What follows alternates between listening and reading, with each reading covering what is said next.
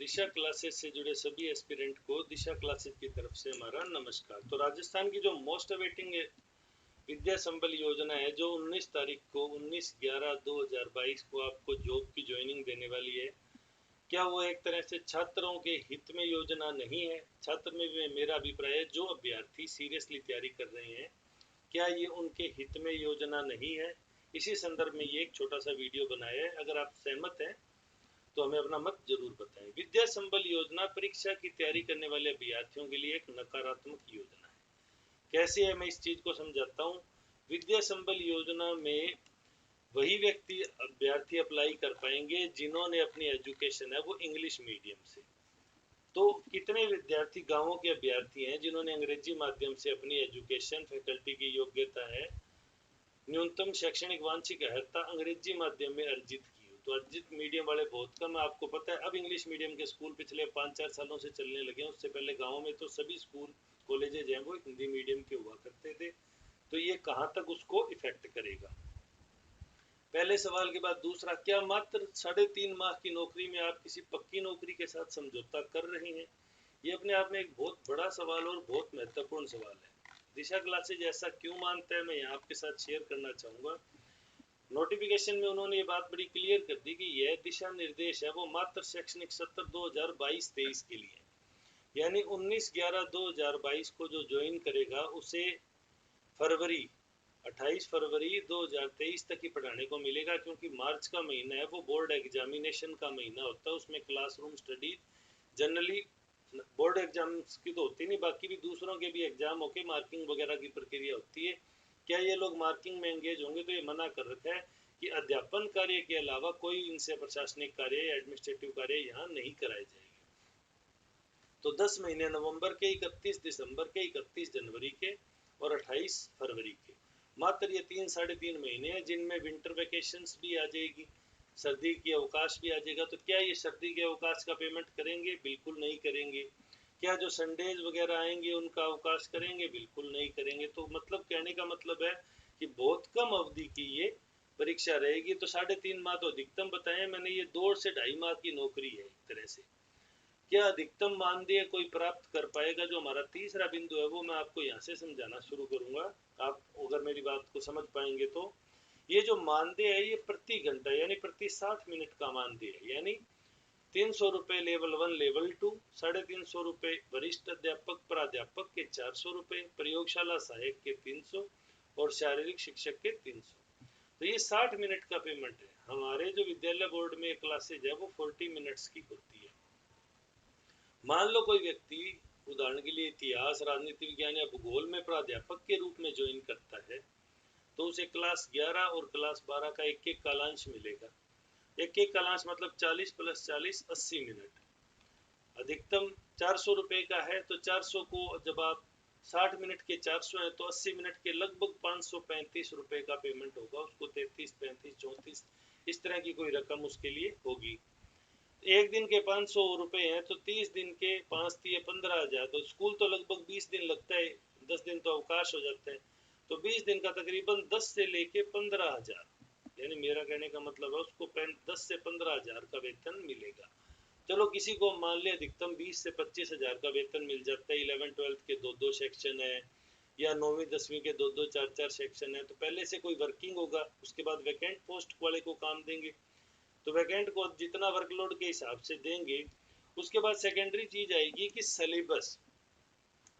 अगर विद्या संबल के अभ्यर्थियों के लिए सरकार ने कर दिया भाई, आप क्लास जो है क्लास मान लो 11th है, 11th का पूरा कोर्स है वो आपको 20 पीरियड्स में कराना है। आप देखते हैं जिस प्रकार से लिखा होता है कि ये इतना काम है, ये इतने पीरियड में कंप्लीट करना है, या 20 की जगह 40 पीरियड मान लो, 50 मान लो, 60 मान लो, जितना भी होगा। तो आपको मैक्सिमम 11th क्लास के उतने टाइम पीरियड में पूरा कोर्स कराना होगा। वही 12th क्लास के लिए भी आपको मान लो 40 पीरियड मिले, तो आप 40 और 40 80 पीरियड, 80 पीरियड कौन से?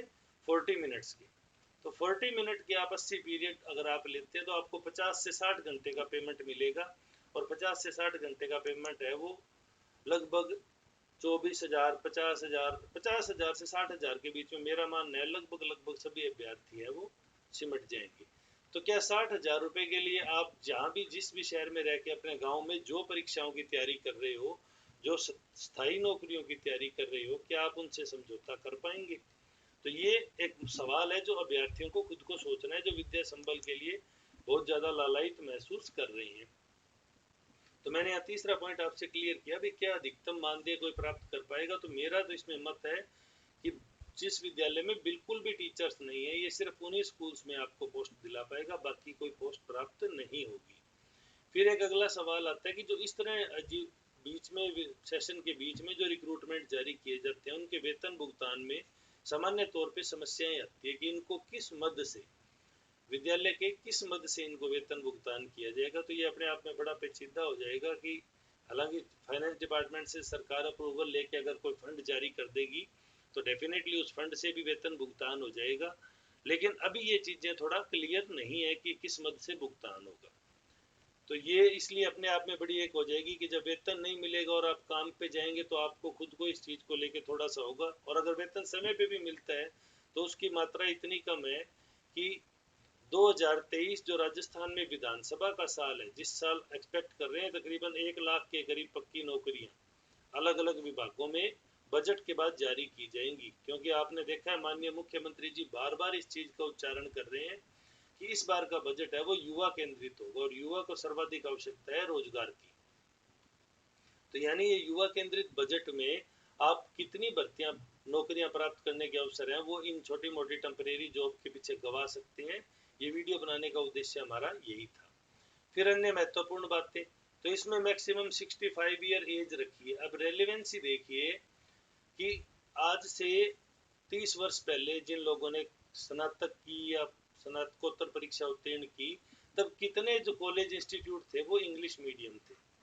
तो यानी इंग्लिश मीडियम के लिए तो ऑटोमेटिकली वो लोग जो रिटायर्ड है वो डिस्क्वालीफाई हो जाते हैं, क्योंकि न तो उन्होंने बीएड इंग्लिश मीडियम में की और न ही उन्होंने अपनी पोस्ट ग्रेजुएशन इंग्लिश मीडियम में की होगी, जैसा हमें संभावित प्रतीत हो रहा है। ये 100% संभव नहीं है, लेकिन काफी हद तक ये बात आप मानेंगे तो संभव मिलेगी। दूसरा, अभी ये भर्ती है ये 19 तारीख से पहले पहले किसी ना किसी रूप में, क्योंकि रिटायर्ड एम्प्लॉइज को आप रिज्वाइन करवा रहे हो तो लेके कोर्ट में, या सरकार पक्की नौकरियां देने के स्थान पे कच्चे कर्मचारियों की संख्या बढ़ा रही है, उस वजह से कोर्ट में बहुत सी संभावनाएं हैं जो कोर्ट में जाएंगी। तो आप अपना साइकोलॉजिकल डाइवर्जन है वो अगले 17-18 दिन के लिए शिफ्ट कर दोगे विद्या संबल में ज्वाइनिंग के ऊपर, और इधर से अगर मामला कोर्ट में चला गया तो ये कितना लंबा कितना पेचीदा हो जाएगा ये कोई नहीं जान सकता। तो इसलिए दिशा क्लासेज अभ्यर्थियों से अनुरोध कर रहा है कि अगर आप विद्या संबल में ज्वाइन भी करते हैं, देखिए परिवार की आवश्यकता है, बच्चों को करना भी पड़ता है, तो भी आप एटलीस्ट अपनी तैयारी है उसमें किसी प्रकार का समझौता न करें। 2 से 3 घंटे जितने भी कालांश आपको मिलते हैं आप उनमें पढ़ाइए, और उसके बाद आप वापस आके जहाँ भी आप रहते हैं वहाँ अपनी तैयारी कंटिन्यूस करें। क्योंकि 2023 एक बड़ा महत्वपूर्ण वर्ष है राजस्थान सरकार में पक्की सरकारी नौकरी प्राप्त करने का। और राजस्थान में ओल्ड पेंशन स्कीम है, तो ओल्ड पेंशन स्कीम के जो पक्के कर्मचारी हैं उनकी वैल्यू तो न्यू पेंशन स्कीम के गजटेड ऑफिसर से भी ज़्यादा है। तो उम्मीद करता हूँ कि आप बात का मर्म समझेंगे, जो बात कहना चाह रहे हैं उस चीज़ को समझेंगे। फिर भी अगर आपकी कोई क्वेरीज है तो आप हमें कमेंट सेक्शन में पूछ सकते हैं, हम आपको बताने की पूरी कोशिश करेंगे। आप क्या मानते हैं ज़रूर हमें बताएं, ताकि हमें भी अपनी बात की प्रामाणिकता का पता चल सके। वीडियो में अंत तक जुड़े रहने के लिए धन्यवाद। आपका दिन शुभ।